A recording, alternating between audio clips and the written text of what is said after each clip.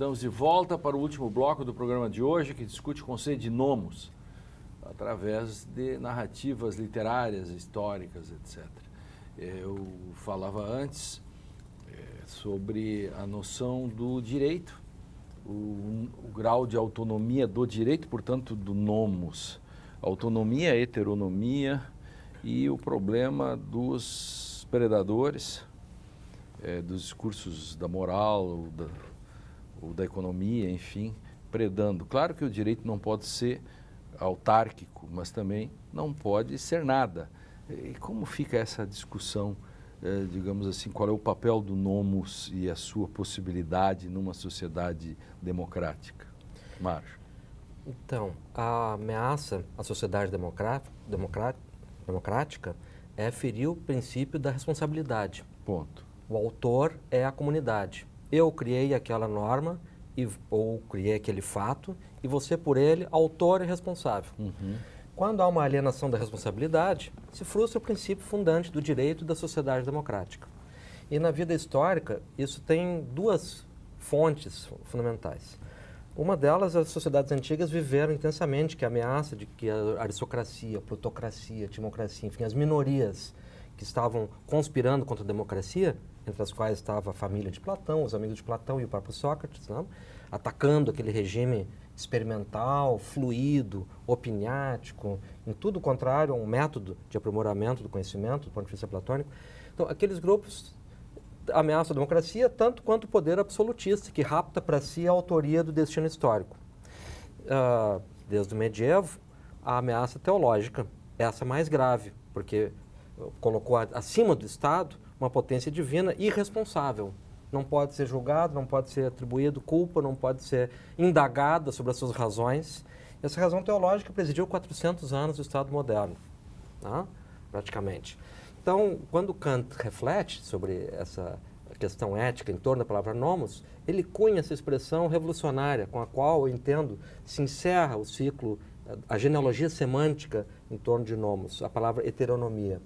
Ele denuncia que há uma fonte externa, um terceiro, que atua como fonte da norma para a sociedade. Estado, pós-Leviatã, né? 150 anos depois do Leviatã, ou divindade. E arroga, então, para o indivíduo o seu grau máximo de liberdade, de pensar de acordo com uma ética universal, a decisão pela norma, plenamente responsável, plenamente autoral, substancialmente democrático. E abro, então, essa suspeita necessária na sociedade moderna. De onde está vindo uma norma inoculada, de fora, e que acrescenta princípios que não tem autor? Uhum. Talvez essa... Desculpa, Não, mas o Flag já mencionou antes a questão dessa mudança que houve no conceito de natureza, o conceito antigo de natureza e o conceito moderno com Newton, que influenciou o conceito kantiano de natureza. E o novo princípio, mencionado agora também pelo Márcio, que é decisivo para a nossa discussão, que é o princípio da subjetividade. É o princípio do sujeito, um processo de ascensão ou descoberta do sujeito. Vamos chamar de ascensão, para não precisar datar. E exatamente essa é a questão. Então, se eu coloco o sujeito, isto é, o ser humano, no centro, a norma, tanto moral como jurídica, ela não pode ser algo externo a mim. Então, esse heteros, que em grego, heteros em grego, que é o outro, não pode vir da natureza, não pode vir da tradição, não pode vir da divindade. Então, eu terei que ser o sujeito da norma. E em termos contemporâneos, nos nossos dias, significa a lei não pode ser algo externo a mim. Eu tenho que introjetá-la e não só apenas cumprida por meio da sanção externa. A sanção, a punição do descumprimento, pelo descumprimento da lei, tem que ser interna. E eu penso que aqui nós temos um grande problema, a questão da introjeção da norma. A norma não é algo meramente externo, e eu vou me sentir culpado ou com vergonha só porque eu fui pego. E acontece muito no aspecto público e privado. O Platão já conhecia isso. Ele diz o seguinte: a primeira verdade difícil de ser reconhecida consiste em admitir que a verdadeira arte política necessariamente zela pelo interesse público e não pelo privado. Então, não compreensão de que o público sou eu também, e não algo que é dos outros. E ao prejudicar aquilo que é público, eu estou prejudicando a mim mesmo. E isso parece um grande problema no nosso tempo. Eu não resisto aí, né, quando você está falando isso, nesses tempos de público e privado, de verdades, de delação premiada, por exemplo, que o sujeito recebe um benefício pela delação premiada, ele conta tudo, e tudo que ele conta os outros negam, diz, não é verdade. Como é que fica as relações da introjeção?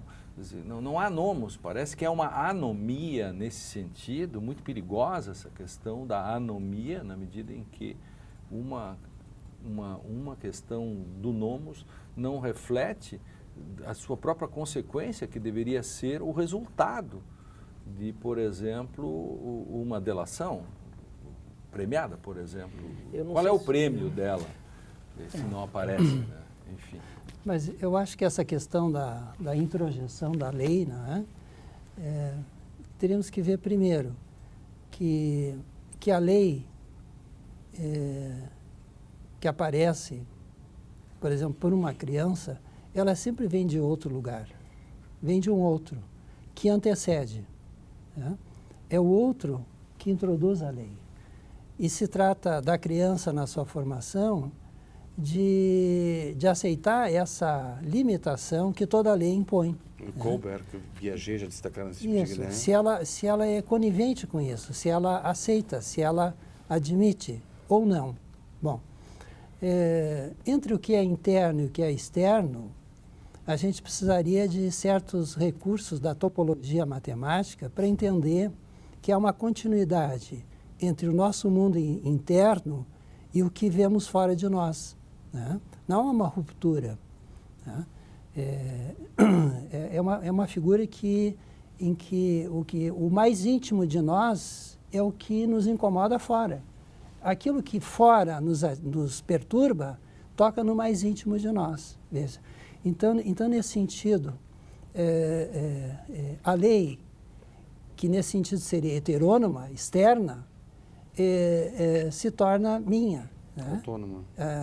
Quer dizer, entre a autonomia e a heteronomia, não são dois mundos separados, mas há um caminho que, se eu paro num ponto, está interno, isso que está externo. Isso ajudaria esse conflito. Mas eu creio que hoje nós vivemos nessa questão... Do público e o privado. O público e o privado, a delação premiada, nós vemos num delírio de autonomia. Há um excesso, uma suposição de que o que eu quero não tem limite. Eu posso, não importa. Se eu quero, isso vale. Por exemplo, o juiz sai andando com o Porsche. Com o Porsche, né? Mas aí não ele leva para casa o piano, né? Não chega a ser anomia, mas é uma anomalia gravíssima. Sim, anomalia, isso. Uma anomalia. Claro, não é anomia, mas que reflete um fator denunciado lá naquele tempo bem recente do solo, né, que é esse despudor, esse estado assim, de desdém por qualquer fonte da norma, seja ela o logos ou o ágrafoi nomoi.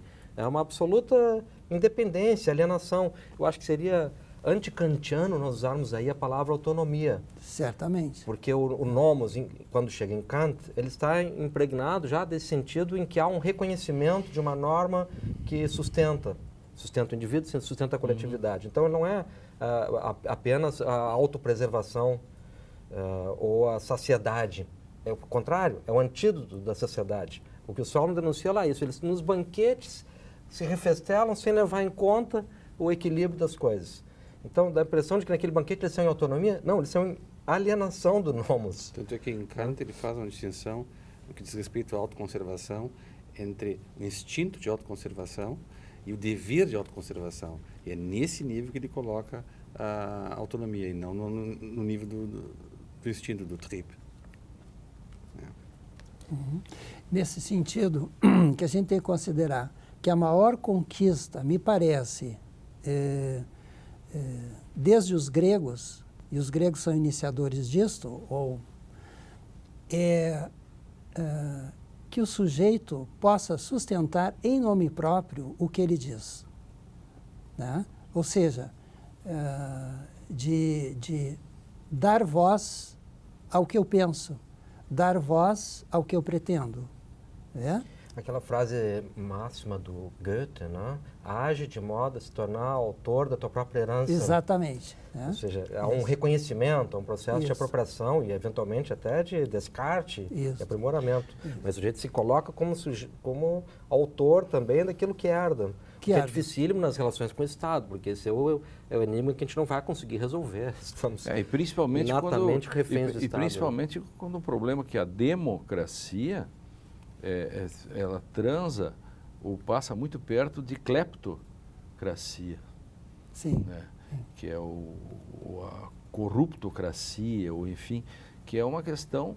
E para mim, o mais grave é a banalização desse processo. Há um determinado momento em que os gatos são todos pardos. Né? Mas aí a gente está naquela discussão que o Políbio levanta. Será que existe um regime puro ou os regimes são mistos? No nosso Brasil, a gente vive uma farsa. Eu não tenho nenhuma ilusão com as coisas. Eu gosto muito da fábula das abelhas do Mandeville. Né? Eu não sou nenhum moralista no sentido de achar que as pessoas têm que ser virtuosas.